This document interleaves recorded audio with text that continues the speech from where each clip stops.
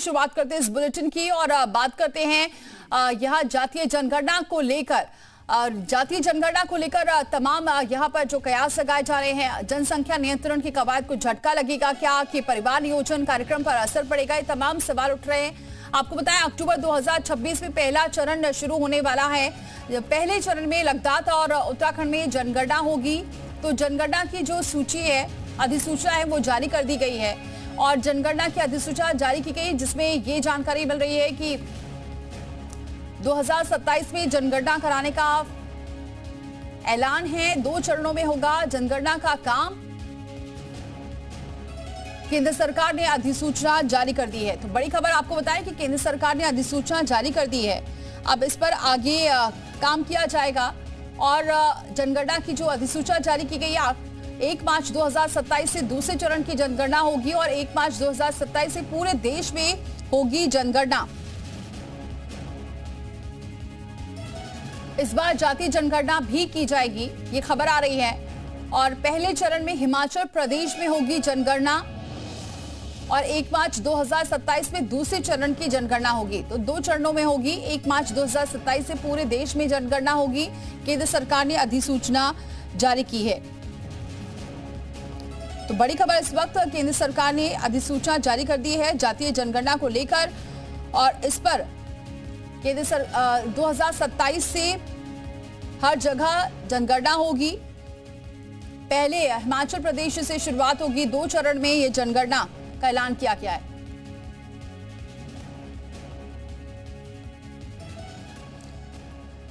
और शम्सी आजाद जी हमारे साथ जुड़ चुके हैं, बीजेपी के प्रवक्ता। बहुत स्वागत है शम्सी आजाद जी हमारे साथ जुड़ने के लिए। शम्सी आजाद जी, अभी अधिसूचना जारी कर दी गई है जातीय जनगणना को लेकर, 2 चरणों में होगी।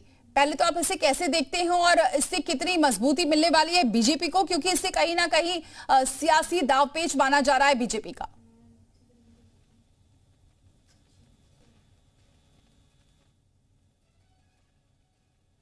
सर, मेरी आवाज आप तक पहुंच रही है?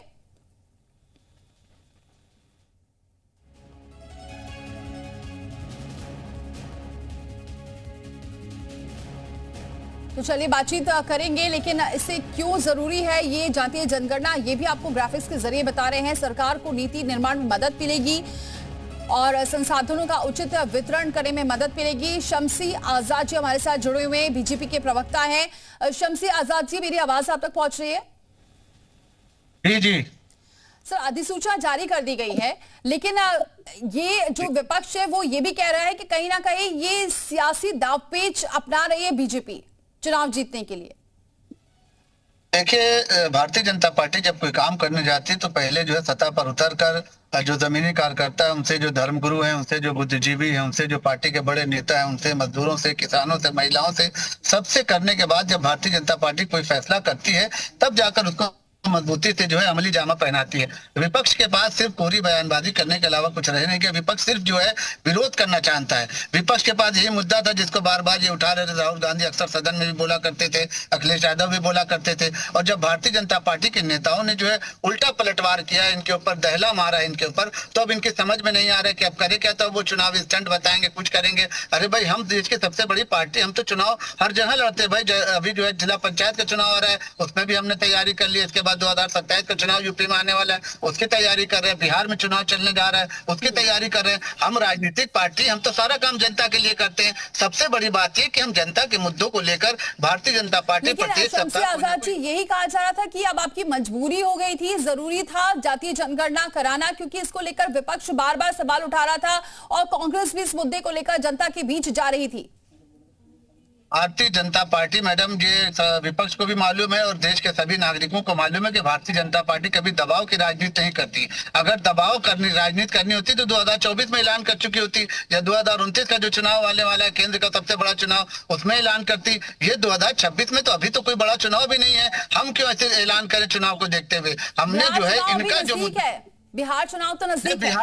बिहार चुनाव में तो देखिए पूरी तरीके से भारतीय जनता पार्टी की जीत वहां निश्चित हो चुकी है। बिहार में अब जो है भारतीय जनता पार्टी के सामने कोई पार्टी जो है टिकने को तैयार नहीं, चाहे कांग्रेस पार्टी, चाहे समाजवादी पार्टी, चाहे वहां पे जनता दल यूनाइटेड, कोई भी ऐसी पार्टी नहीं है कि जो अब भारतीय जनता पार्टी का मुकाबला करे या सामना करे। और ये जो है एक ऐसा स्ट्रोक खेला भारतीय जनता पार्टी ने कि जिससे देश का प्रत्येक नागरिक अब जो है अपने को सुरक्षित महसूस कर रहा है, चाहे ओबीसी समाज हो, दलित समाज हो, और सबसे बड़ी खुशी की लहर जो है वो अल्पसंख्यक समाज में, जिससे आज अल्पसंख्यक समाज अपने को गौरवान्वित महसूस कर रहा है और वो ये समझ रहा है कि अब जो है हम पूरी तरीके से देश की मुख्य धारा में विकास में अपना जो है सहयोग देने के लिए तैयार है। और मोदी जी के नेतृत्व में जिस तरीके से लगातार अल्पसंख्यक समाज जुड़ता जा रहा है, और विपक्ष की सबसे बड़ी मजबूरी यही है कि जिसके वोट पर राजनीति किया करते थे उसके विकास के लिए कोई काम नहीं किया। 70 सालों तक अल्पसंख्यक समाज को, मुसलमानों को, ओबीसी को, महिलाओं को इन्होंने कुचलने का काम किया। महिला बिल का भी हमेशा इन्होंने विरोध किया, भारतीय जनता पार्टी ने उसको पास करा दिया। 370 का विरोध किया, भारतीय जनता पार्टी ने उसको पास करा दिया।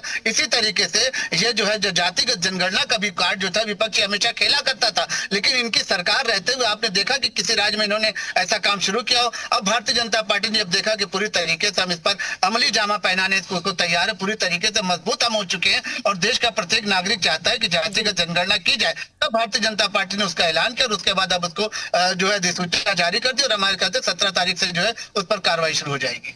शब्द आजाद जी, लेकिन ये मानेंगे कि ये एक बार बार यही कहा जा रहा है कि बीजेपी ने ये एक मास्टर स्ट्रोक चल दिया है, क्योंकि जिस मुद्दे को लेकर तमाम विपक्षी पार्टियां इस मुद्दे को हर जगह से उठाती थी, चाहे वो बीएसपी हो या सपा हो, कांग्रेस तो कई बार मंच से राहुल गांधी इस मुद्दे को उठा चुके हैं, और जब जातीय जनगणना की बात आई तो इस पर विपक्ष भी एक साथ होता नजर आया, इस पर विपक्ष को फिर बोलने का मौका भी नहीं मिला।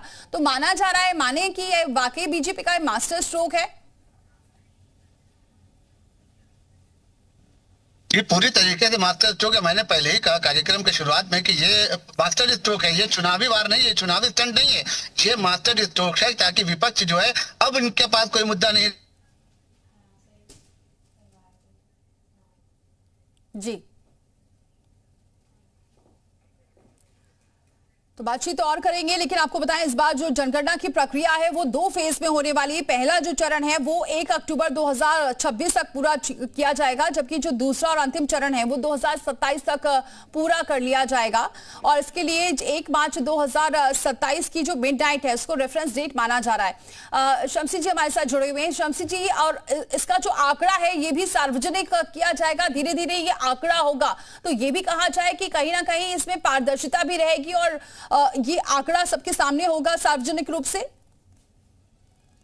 आज तक भारतीय जनता पार्टी ने जो भी कार्यक्रम, जो भी योजना है, जो भी क्रियान्वयन किया वो पूरी पारदर्शिता के साथ किया, ये सबको मालूम है। तो जातिगत जनगणना जब की जा रही है तो हमारे ख्याल से पार्टी अपने कार्यालय उसका डेटा रखने के लिए तो कर नहीं रही है, उसको जनता के सामने सार्वजनिक ही करना पड़ेगा और उसमें ट्रांसपेरेंसी भी पूरी रहेगी। जिस तरीके से अभी कुछ दिन पहले आरएसएस के एक नेता अनिल सिंह है, उनके बारे में फैलाया गया था कि उन्होंने कहा था कि मुसलमानों की जनगणना नहीं होगी। बाद में उन्होंने अपने बयान को वापस लिया और भारतीय जनता पार्टी ने भी इसका विरोध किया था, जिसके चलते उनको जो है वापस लेना पड़ा। तो जब इस चीजों को, सारी चीजों को भारतीय जनता पार्टी ने खुलकर बता दिया है कि किस तरीके से अब जो है जातिगत जनगणना होने जा रही है और अल्पसंख्यक समाज को भारतीय जनता पार्टी अपने साथ लेके चल रही है, ओबीसी समाज को, दलित समाज को, आदिवासी समाज को, तो अब हमारे ख्याल से उनकी जातिगत जनगणना, उनकी संख्या छुपाने का तो कोई असर ही नहीं होता है, क्योंकि अब अल्पसंख्यक समाज भारतीय जनता पार्टी के साथ जुट चुका है। और यही वजह है कि लगातार भारतीय जनता पार्टी तीसरी बार केंद्र में और दूसरी बार उत्तर प्रदेश में सरकार बना चुकी है और तीसरी बार भी 2027 में भी उत्तर प्रदेश में योगी जी की सरकार बनना है। तो हमको किसी की संख्या छुपाने का फायदा नहीं हो सकता, बल्कि हम उसको जो है ज्यादा से ज्यादा बढ़ाकर बताएंगे ताकि वो समाज अपनी हिस्सेदारी, अपनी भागीदारी को लेने के लिए हमारे साथ जुटे। सरकार भारतीय जनता पार्टी की बननी है, विपक्ष में सभी नेताओं को मालूम हो चुका है, क्योंकि हमारे यहाँ नेताओं की लाइन लगी हुई है। आप अगर कांग्रेस की बात करेंगे तो कांग्रेस के 5 नेता, समाजवादी पार्टी की बात करेंगे तो 3 नेता, उनके मायावती की बात करेंगे तो 1 नेता, इन पार्टियों में 1 नेता, 2 नेता, 3 नेता, और हमारे यहाँ 5000 से ज्यादा नेता हैं जो प्रत्येक जिले में, प्रत्येक वार्ड में, मंडल में हर तरीके से काम कर रहे हैं। और उसका असर ये होता है कि जब जनता के बीच में लगातार हम जाते रहते हैं तो हमारा उनसे एक रिश्ता बन जाता है, और वो रिश्ता जब चुनाव होता है तो हमारे उसी कार्यकर्ता को जो है प्रत्याशी बनाती है भारतीय जनता पार्टी, और जनता जो है वो कहती है कि भाई हमारे बीच का आदमी, हम इसको जानते हैं, और उसको वोट जिताकर जो सदन में भेजने का काम करती है। इस तरीके से भारतीय जनता पार्टी काम करती है। हम पैसा देकर टिकट लेने का काम या हम माफियाओं पर मुकदमा देकर टिकट देने का काम या हम परिवारवाद की राजनीति स्थापित करने का काम नहीं करते। हम देश में जो आगे बढ़ रहा है, देश के मुख्य धारा से जुटना चाहता है, हम उसको आगे बढ़ाने का काम करते हैं। ठीक है, आप बने रहिए हमारे साथ। घनश्याम तिवारी जी हमारे साथ जुड़ चुके हैं, सपा प्रवक्ता है। बहुत स्वागत है तिवारी जी हमारे साथ जुड़ने के लिए। घनश्याम तिवारी जी, आज अधिसूचना जारी कर दी गई है और बीजेपी ये कहती आई है कि सबका साथ सबके विकास के ऊपर हम काम कर रहे हैं और इसी कड़ी में हम आगे बढ़ रहे हैं। विपक्ष चाहे कुछ भी कहे, विपक्ष भले इस मुद्दे को उठाता रहा है, लेकिन बीजेपी हमेशा वही कार्य करती है जो सबके हित में हो।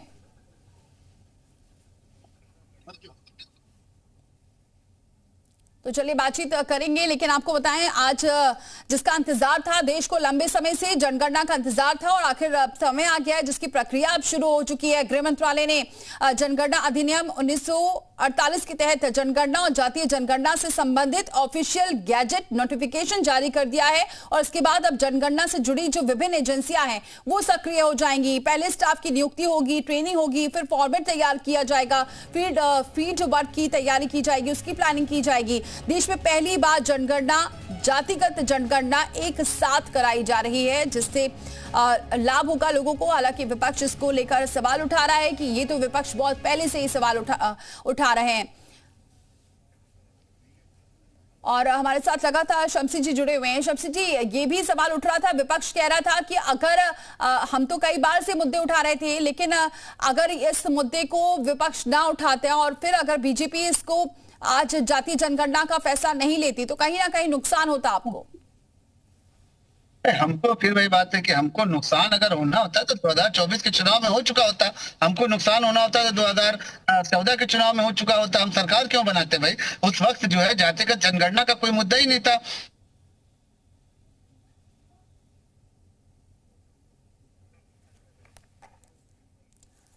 तो कुछ नेटवर्क इशू हो रहा है, लेकिन आपको बताएं कि अब इसको लेकर भी सवाल उठने लाजमी है, क्योंकि विपक्ष भले ही इसको लेकर सवाल उठा रहा हो, लेकिन अब बीजेपी का ये मास्टर स्ट्रोक कमाना चाह रहा था। जनगणना को लेकर जो नोटिफिकेशन आज जारी हो गया है, इसको लेकर 2 चरणों में ये कराया जाएगा। और आपको बताएं कि इसमें पहले कोरोना महामारी की वजह से जरूर देरी हुई थी, लेकिन इस बार जो जनगणना की प्रक्रिया है वो 2 फेज में होगी। पहला चरण 1 अक्टूबर 2026 तक पूरा कर लिया जाएगा, जबकि जो दूसरा और अंतिम चरण होगा वो 1 मार्च 2027 तक पूरा होगा और इसके लिए मार्च 2027 की जो मिडनाइट को रेफरेंस डेट माना जाएगा।